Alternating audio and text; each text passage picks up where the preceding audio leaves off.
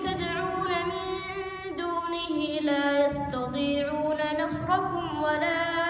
أنفسهم ينصرون وإن تدعوهم إلى الهدى لا يسمعوا وتراهم ينظرون إليك وهم لا يبصرون خذ العفو وأمر بالعرف وأعرض عن الجاهلين وإما ينزغنك من الشيطان نزغ فاستعذ بالله إنه سميع عليم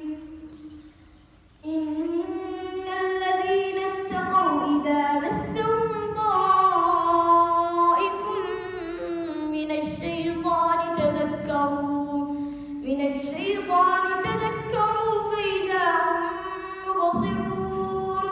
وإخوانهم يمدونهم في الغي ثم لا يقصرون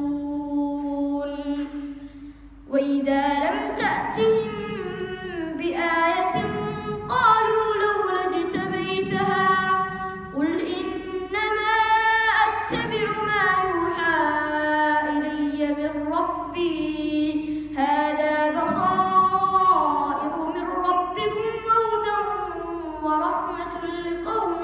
يؤمنون وإذا